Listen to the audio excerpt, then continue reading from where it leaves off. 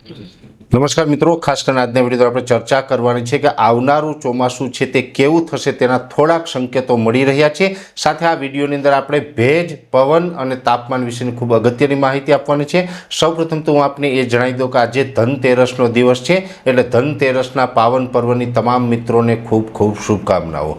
હવે જે આવનારા ચોમાસા વિશે વાત કરું એ પહેલાં આપને એ પણ જણાવી દઉં કે અત્યારે જે ભેજનું પ્રમાણ છે હવે ધીમે ધીમે ઘટી રહ્યું છે। એવરેજ જોવા જઈએ તો જે દરિયાકાંઠાના વિસ્તાર છે, એટલે કે ગુજરાતનો જે 1600 કિલોમીટરનો દરિયાકાંઠો છે, જેમાં કચ્છ, સૌરાષ્ટ્ર અને દક્ષિણ ગુજરાતના જે દરિયાકાંઠાનો સમાવેશ થાય છે, દરિયાકાંઠેથી લઈ અને 50 કિલોમીટર સુધીનો જે વિસ્તાર હશે એ તમામ વિસ્તારની અંદર ભેજનું પ્રમાણ એવરેજ 75થી લઈને 82 પોઈન્ટ સુધી નોંધાઈ રહ્યું છે। એ દરિયાકાંઠાથી બીજા વિસ્તારોની વાત કરવા જઈએ તો 52થી લઈ અને 68 પોઈન્ટ સુધીનું આપણે ભેજનું પ્રમાણ જોવા મળી રહ્યું છે, એટલે ભેજનું પ્રમાણ છે એ ખૂબ ઘટી રહ્યું છે। એ સાથે જે પવનની જે દિશા છે એ પણ અત્યારે જે ઋતુનો પવન છે, એટલે કે આસો મહિનાનું છેલ્લું સપ્તાહ અત્યારે ચાલી રહ્યું છે, દિવાળી નજીક આવી છે અને દિવાળી સમયે જે પવનની દિશા હોવી જોઈએ એ જ મુજબના ઉત્તર પૂર્વના અને અમુક જગ્યાએ ઉત્તરના પવનો ફૂંકાઈ રહ્યા છે, તો કોઈ જગ્યાએ પવન છે એ આરબ તરફથી પણ આવી રહ્યા છે, પણ પવનની દિશા રાબેતા મુજબની છે અને એ સાથે પવનની ઝડપ હોય છે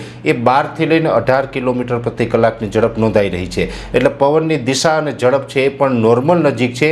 ભેજનું પ્રમાણ ઘટી રહ્યું છે અને એને કારણે આપણે તાપમાન હોય છે એ સતત ઊંચું જઈ રહ્યું છે। સામાન્ય રીતે જોવા જઈએ તો અત્યારે તાપમાન ઊંચું જવું એ સ્વાભાવિક છે। ગુજરાતી માસ પ્રમાણે આપણે ભાદરવા મહિનાની પૂનમ પછી અને આસો મહિનો સંપૂર્ણ જેમાં આપણે તાપમાન છે ઊંચું જતું હોય અને અંગ્રેજી મહિના પ્રમાણે પણ સપ્ટેમ્બરનો એન્ડ અને ઓક્ટોબર મહિનો આ મહિના એવા હોય છે કે એની અંદર તાપમાન ઊંચું જતું હોય। નક્ષત્ર પ્રમાણે પણ સામાન્ય રીતે ચિત્રા નક્ષત્રની અંદર તાપમાન ઉંચકાતું હોય છે। એ બધા જ પરિબળો પ્રમાણે જોવા જઈએ તો અત્યારે આપણે તાપમાન ઉંચકાયું છે તે સામાન્ય બાબત કહેવાય, પણ છેલ્લા 3 વર્ષથી જે તાપમાન નહોતું એ તાપમાન આ વર્ષે અત્યારે જોવા મળી રહ્યું છે। છેલ્લા 3 વર્ષ એટલે કે જે આપણે 22, 23 અને 24 2022, 2023 અને 2024 આ 3 વર્ષ એવા હતા કે જેમાં તાપમાન છે એ મહત્તમ તાપમાન જે દિવસનું તાપમાન જ્યારે પણ હાઈ થાય છે એ હાઈ તાપમાન 38 ડિગ્રી સુધી પહોંચ્યું હતું। 2021માં આપણે 40 ડિગ્રી તાપમાન પહોંચ્યું હતું,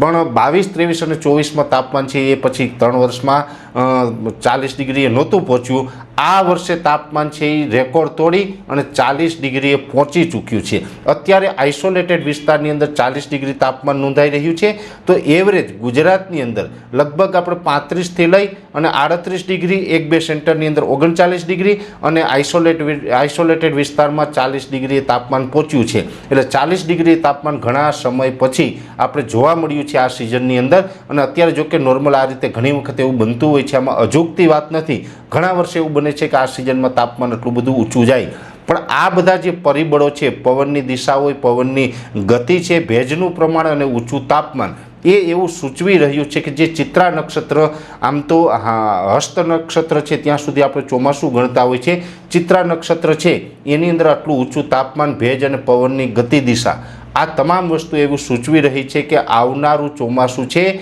તે ખૂબ સારું રહેવાનું છે। એટલે અત્યારથી જ જો કે આપણે તો સેટેલાઇટ અને જે મિટિયોલોજીના સિદ્ધાંત પ્રમાણે જે વૈજ્ઞાનિક ઢબે આગાહી કરીએ છીએ, પણ જે દેશી વિજ્ઞાનમાં અમુક વસ્તુ જે આપણે ખોજમાં મળતી હોય છે, વાંચવા મળતી હોય છે, એ પ્રમાણે જોવા જઈએ તો અત્યારનું જે હવામાન છે એ તમામ પરિબળો એવું સૂચવી રહ્યા છે કે 2026નું ચોમાસું છે તે ખૂબ સારું રહેવાનું છે। અત્યારથી સારા ચોમાસાના સંકેત મળી રહ્યા છે। 2025નું ચોમાસું પૂર્ણ થયું, હવે 26નું ચોમાસું છે એ પણ ગુજરાતના ખેડૂતો માટે સારું ચોમાસું આવે તેવી અત્યારથી આપણે શક્યતાઓ લાગવાનું ચાલુ થઈ ગયું છે। જો કે આપણે નવું વર્ષ એટલે કે 22 ઓક્ટોબરનો દિવસ હશે ત્યારે આપણે ગુજરાતી કેલેન્ડર પ્રમાણે નવા વર્ષની શરૂઆત થશે। નવા વર્ષથી આપણે કસ કાતરાના આધારે કેવી રીતે તમારા વિસ્તારમાં ચોમાસું કેવું થશે એની માહિતી આપણે યુટ્યુબના માધ્યમથી આપવાનો પ્રયત્ન કરશું, પણ અત્યારે હવે એવું લાગી રહ્યું છે કે ધીમે ધીમે જે 2025ના ચોમાસાની વિદાય થઈ છે, જે પ્રકારે હવામાન સેટ થતું જાય છે,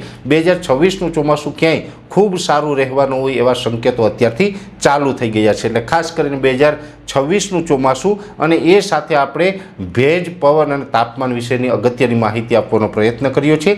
વિશેષ માહિતી આપણે નેક્સ્ટ વિડીયોમાં આપવામાં આવશે. અત્યારે આ વિડીયોની અંદર એટલું જ. દરેક મિત્રોને વિનંતી રહેશે વિડીયોને લાઈક આપીને દરેક ગ્રુપમાં શેર કરવો. યુટ્યુબ ઉપર જોઈ રહ્યા હોય તો ચેનલને સબસ્ક્રાઈબ કરજો અને ફેસબુક ઉપર જોઈ રહ્યા હોય તો પેજને ફોલો કરજો. નમસ્કાર.